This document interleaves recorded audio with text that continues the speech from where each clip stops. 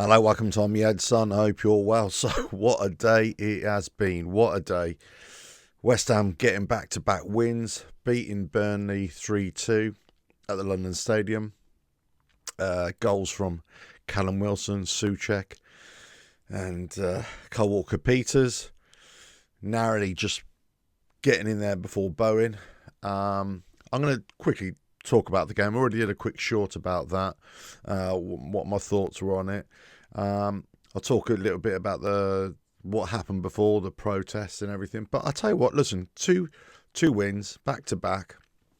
There's a good feeling around the fan base, isn't there? It's got to be, right? We had a great win last weekend, and I've already said, we played really well, but also Newcastle underperformed.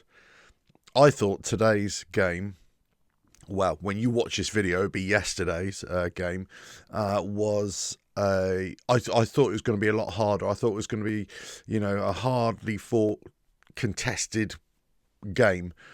I didn't think there was going to be a lot of quality. I just thought there was going to be a lot of crunching tackles. I thought it was going to be a lot more physical than it actually was.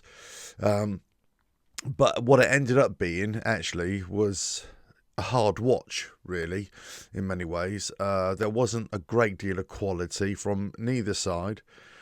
I thought at times Burnley were starting just to eke it out and start to edge away with it. They got their goal, and I thought they were on top for a little bit. But then we sort of came back. But, both were kind of making mistakes. There was loss of possession, but there was good defending from both sides. Then there was bad defending. Then there was periods of play where I thought West Ham, we got ourselves in really good positions, and it was just that final ball, or we just didn't see a pass, that kind of thing. From where we were in the first half, there's so many times that Somerville had the ball, and he just didn't see that Juve was easy on the overlap, could have easily passed to him, and would have enabled a cross to get in there. Callum Wilson really wasn't getting much of a sniff really in the first half, and Jarrod Bowen just didn't really get going all game really. Paqueta had his moments, but he was making mistakes. So when they scored, I felt that it was coming. I could feel them building and building. They started to knock on the door for a couple of minutes, and all of a sudden it was just like, okay, yeah, bloody hell, we just conceded. But, our heads didn't drop. Potts in midfield was really good again, but I just didn't think he was shining like he did in the last game. Fernandes was fantastic. Absolutely fantastic. Fernandes was. I thought in defence we had moments like Todibo and Kilman, moments where they did all right. I would say never brilliantly, but they did all right. Todibo did better than Kilman, but other times they still looked really suspect. Wan-Bissaka had an okay game. Juve, I thought, had an okay game, sometimes going forward as well. In the second half, I think he was better. The first half, not as good. But Fernandes was fantastic. He was all over the place. His stats were just fantastic. And then when we got our equaliser just before half-time, it's exactly what we needed. It's exactly what we needed. Because I think if we'd gone in half-time 1-0 down, that could have been, I'm not saying bad for us, but it could have been a bit tricky for us in the second half to get back into it. Great goal by Callum Wilson. He's impressed a lot of us, hasn't he? Just by putting himself about, good centre-forward play. Whether he gets the ball, because he wasn't really getting the service either. But he was, by contrast to many others, he was playing on the last defender. He was getting in good positions. Just the ball wasn't coming to him. And every time, sometimes we were getting into position, it was getting very scrappy. I think that's the best way to describe large portions of the game. It was scrappy from both the teams. Second half, we came out. Potts got his injury. Potts, I don't think is a serious injury. I'm hoping not, right? Because after the game, when they all came walk around and clapping us, he seemed to be walking freely to me. So I could be wrong there. I hope it's nothing major. It's just a little knock. It was precaution to get him out of there. Got 2 weeks international break now, so hopefully he can come back against Bournemouth and be all right. But second half, yeah, we thought when the substitutions were made, I thought, oh God, here we go, defensive again, and it's just not quite right. And square pegs, round holes. Souček coming on, but he went up. They did a job again. Brilliant. It's brilliant, isn't it? And for me, Souček he's got to be a sub. That's all he can be, and he's turning into what I've been talking about the last couple of weeks, really, about utility players. We need utility players who can come in and just slot into different positions. He's not a striker, but he can get himself into a position where he bundles the ball into the net. I think he's done it a couple of times, quite a few times in his career. I think, was it last season or the season before, where he did something? He either scored to equalise or scored to win us the game, and then it was disallowed, and it was just so close between either his knee or his hand that went in. I mean, it was very similar. That's all I'm saying. It was very similar to the goal he scored. So fair play to him. Fair play to Souček coming on, doing his stuff. Also having another shot, which Kyle Walker-Peters was able to put a toe on it and get it in the net as well. 2 scrappy goals, but look, we'll take it. We'll absolutely take it. Why not? It's a win's a win, right?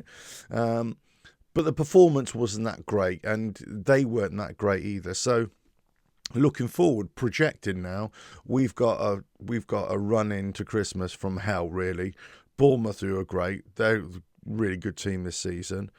Then we got Liverpool. Then I think was it Man United and Brighton, and it's not great. It's not great. So if we can get a few points out of that, I think we do really well. But the point is, pardon the pun, we really should be around the 20-point mark, just over 20 points at Christmas, just to give us a good chance to stay out of that relegation fight. Let's just have a quick look now. We're bottom 3, aren't we? We just didn't quite make it out, their goal difference. But Burnley's right there, Leeds right there, Fulham right there. So a couple of wins, a few points here and there, we could get out of this. But really, to Christmas, we need about a good 20 points. I don't think we'll get it. I'll be very surprised. It'd be a miracle if Nuno can do it. Look, Nuno sets up the team. Again, I've had my doubts, but at least he went with the same team. There's lots of rumours before the game saying that Callum Wilson wasn't going to make it. He did, and he proved that he was absolutely fine. There's no issues with him. He was taken off. Potts was taken off. Magassa came on as well. Souček was on there, and then he brings on Kyle Walker-Peters, Somerville, and Igor comes on as well, doesn't he? He did all right as well. I've been okay, impressed with Igor. I thought he was all right, or Igor, however you pronounce it. And Areola right at the very end, that fumble, and it was a goal. There's no point arguing about it. You drop the ball, it's your problem. But up until then, I thought he'd had a fantastic game. Souček comes on, sort of changes it, gives us another dynamic, and energises us. What's not to like, really? What's not to like? Yeah, the quality of the football wasn't there, but the result is all that's important. I said this a couple of weeks ago. I said, look, we're in a situation now that performances, yeah, that's what we want, but it's the results, it's the wins, it's the points on the board that we need. And it was fantastic. It was absolutely fantastic. Just to, once again, I was kind of grabbing people, other fans around me, and just shaking them, just like, oh, sorry. Getting carried away, you know what I mean? Just getting carried away. But it's fantastic. Look, fantastic. And great that the lads came around and, they were clapping at us and we were giving it back to them as well. Good atmosphere in there today. We were, really doing the best we could just to support the lads. Potsy, every time he's come around to us, for a corner, we were singing He's One of Our Own as well. So he was loving that. He was, acknowledging that and giving that back to us as well. So it was great. It was great all around, really. There's a lot of good energy going around West Ham at the moment in the fan base, I would say, when we're playing. We're not seeing mass departures of fans anymore. Well, we're winning, right? We're doing well. We're in the game for a start. And our performances are keeping the fan base engaged, and that's the key issue. They're keeping us engaged, and this is what Nuno's been saying to the players need to do. They need to show a little bit more each game, and then we're going to give a lot more, and that's, it works hand in hand. He's got it absolutely right. But I think it just goes to show that we've got half decent starting 11 when the players are playing well. Jared didn't really get into it. A couple of things just weren't coming off. He lost possession a couple of times. Paqueta the same. And Paqueta and both Wan-Bissaka were in kind of, I wouldn't say crucial moments, but moments where you could have laid it off for a pass. You tried to do something really clever, and you just lost the ball. And it's just like, they got to be careful of this. They got to be sort of responsible in possession as well. It's great doing the tricks. It's great showing your flair. But when you've got 3 or 4 players around you, which Burnley were good at pressing and good at defending, you've got to play this sensible as well. Now Paqueta's obviously picked up another yellow card, so he misses the Bournemouth game as well. But it goes to show, my point was going to be, it goes to show that we don't have any depth in our squad. If you just look at the subs bench again, I said in the week, I said, start having a look at the subs bench. Pay particular attention to who's coming through, what quality is there, because there's some real duffers there. We know that, right? Rodriguez, Irving, and you kind of wonder what's going on. We keep on talking about the youth coming through, the academy players coming through. I'm a great believer in, it doesn't matter if they're necessarily being blooded in games, but it's so important to have them in the match day squad. And you don't know until you know. I made a video a couple of weeks ago saying about the knowns and the unknowns. We don't know if these under 21 lads are up for it. We don't know if we've got the quality. Callum Marshall wasn't there again, right? We don't know if they've got the quality yet. But we will never know unless we put in the match day squad and give them a few minutes here and there and, bring them on. We'll never know. So we've got to do it. And, from any different angle you look at this, it's a good thing. It's great to bring youth through the ranks, especially if they're good enough. It's cheaper in the long run. In fact, it's free pretty much to a club. So it's I cannot stress enough how, I'm not saying we should just put them in anyway, but there's got to be a much clearer pathway. But then again, we do have lots of young players now. Fernandes, Magassa, Somerville, Juve, Potts. We have youth in the side as well. We're not a team of old men. But the point is, starting 11, we've got 11, 12 players, 13 players that are kind of first team there or thereabouts. The rest are going to struggle to put in any kind of performance. And this is where we're at now, going against Bournemouth. Great team. We've lost Paqueta. What is Nuno going to have to do to put in some decent players in his position? How is he going to have to work it around, change it up a little bit? And are we going to start reintroducing slow players at the start of a game? And so it could go seriously wrong for us. But it was a great result. It wasn't a great performance, but I'll take that result all day long with that performance, because that's what we need. We just need points right now.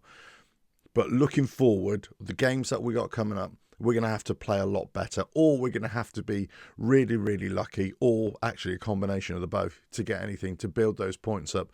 Because the point is, we are still in desperation stakes now because of the terrible start to the season that we've had, and we've dropped so many points. That's a problem. We're always on this catch-up, and we'll be on this catch-up until about January or February by just keep on trying to amass those points until we can get to a safe position. But until that time, if we're lucky, we'll get there. But if we're not lucky, it could still be a really bad season for us, right? Nuno's got a lot of work to do. He's going to have to see if we can get enough points until January, then make a couple of key signings. If we can, they're going to be loan signings. I would say loan signings probably better. You're going to overpay for, to buy players, so just loan them. And I still stand by what I said. I think strikers really what we need, and defenders really what we need. And in midfield, I think we're kind of there or thereabouts, especially if we try and bring in some youth players and just at least try what they're like, But It was, look, fantastic. 2 wins out of 2. Pulls us level with Burnley.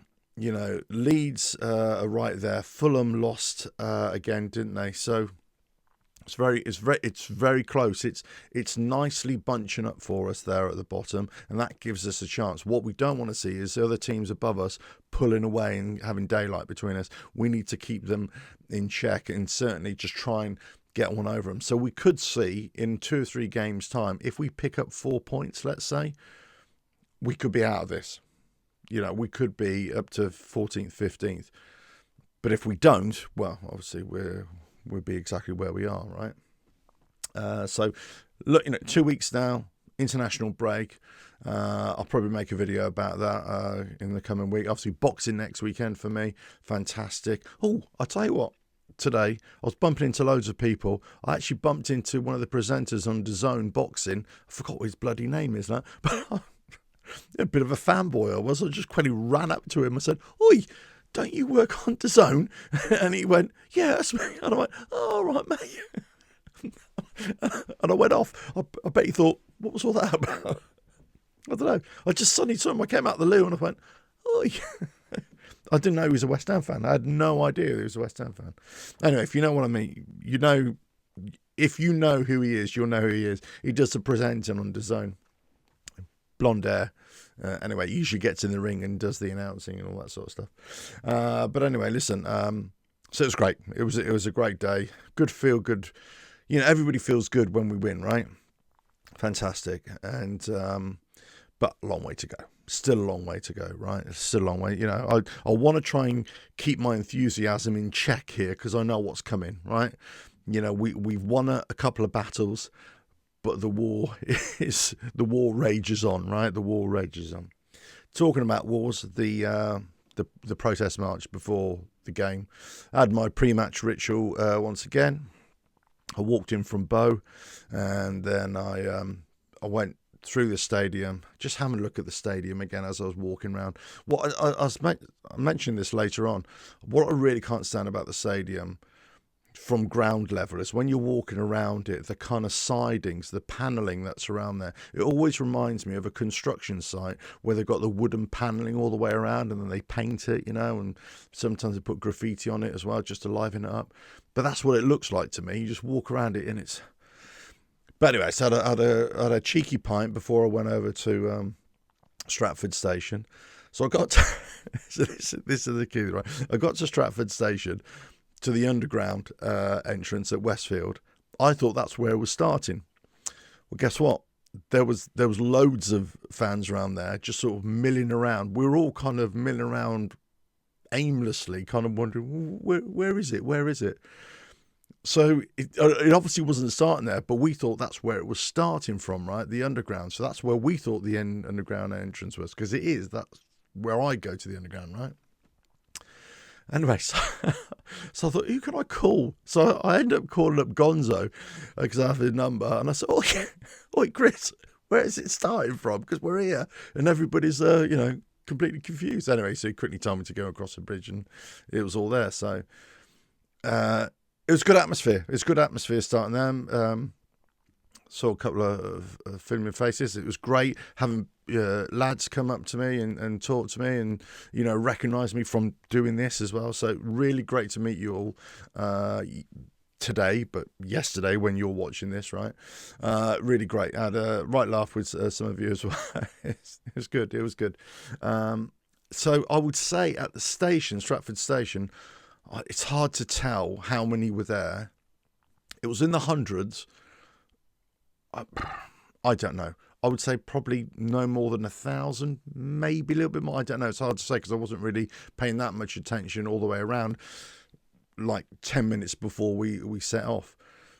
But then once we set off, it seems if more and more people were joining the queue. And then we went past the Carpenters as well, and it just seemed to get bigger and bigger and bigger. Then we went past Putnam Mill Lane station, and it just seemed to get bigger and bigger. And I was taking little bits of video and here and there, and I did a quick live cast from it, just to give people who weren't there, you know, just an impression of what was going on. And there's a couple of people around me saying, how many people do you think it is? And we thought, well, I don't know, about 5,000 maybe. It was hard to tell because you're looking horizontally, right? But at that point, we hadn't really looked behind us. So when we were getting closer to the stadium, kind of looked behind us, and it was a huge queue. So if it was anything shy of 10,000, it wouldn't be by much, right? It seemed more than that, right? But what it was just great. It was great just to be walking there, great to be singing the songs, the chants, lots of banter going around there.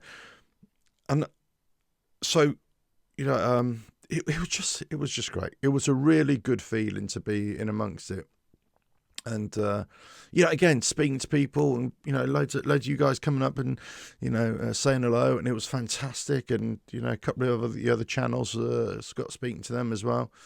And it was great. It was just what can I say? It was great. I was thinking, because I was going to the march, and there was loads of fans walking the other way. In other words, they weren't going to the march. And I was wondering, why aren't you going to the march? Why aren't you walking the same direction as I'm walking? And I was saying this afterwards, and I got to thinking, I was just wondering, is it that people just don't want to be involved with it? Okay, fine, I get that. But is it that fans think that you don't want to go on this protest so much because they think it's something else? They think it's something, unsavoury or something like that. And all I can say, if it was anything unsavoury, I would have nothing to do with it, right? I would have nothing to do with anything like that. And it was never going to be that anyway, right? But all I could say, it was, how can I put this?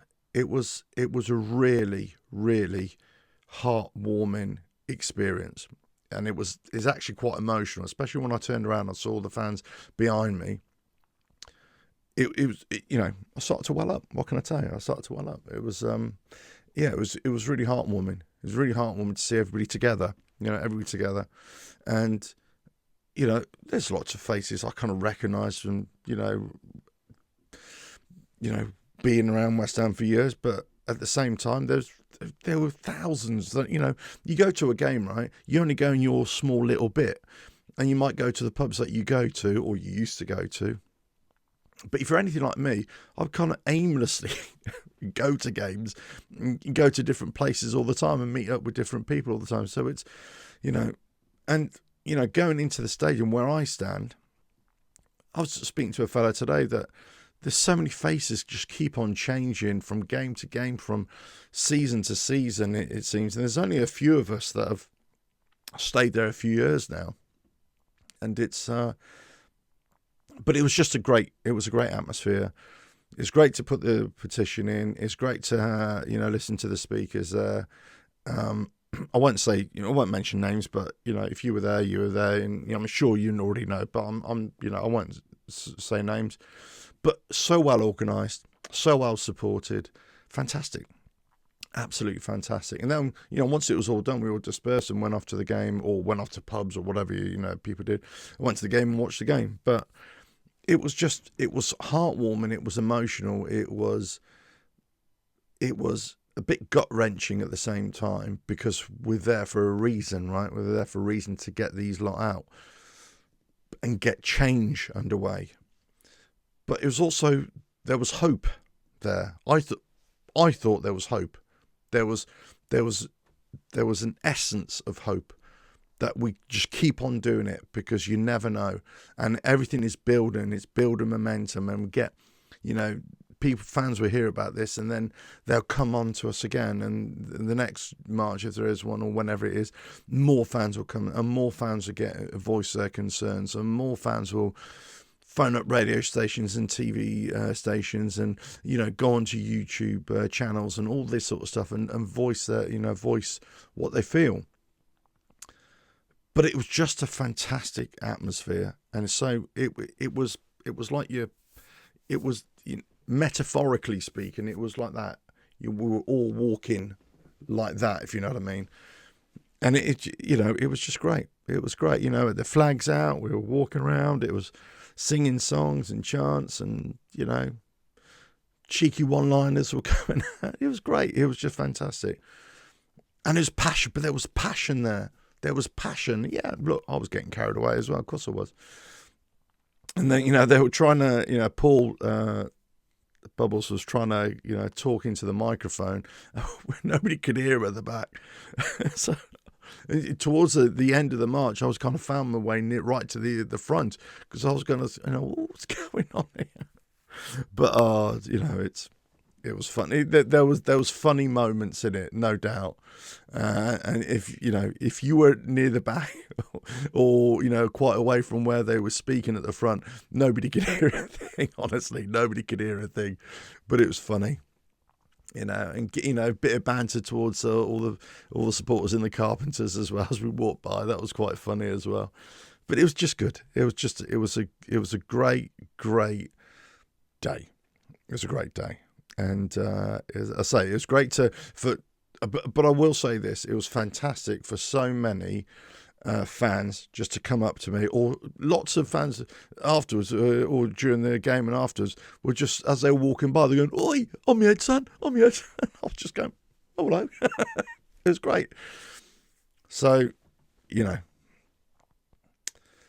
there's so many stories of that. There's so many things that went on before the game, after the game. It was just heartwarming. What can I say?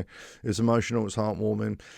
It was sad. It was gut wrenching. It was frustrating, because we're doing this for a reason. And the reason is just, we're trying to protect our past, our present, and our future. And it might not even be that we will see the benefits of this in my age group and above. It might be that it'd be the younger fans and the next generation fans in 2 generations' time that you'll see the real benefits of what goes on now.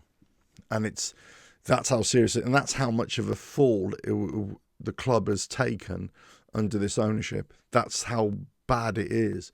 And I was saying to a couple of lads, just before the game, I was supposed to do a live link on another channel, funny enough, and I totally missed it because I was having too much of a great chinwag with two lads. So, you are, thank you. But it was, there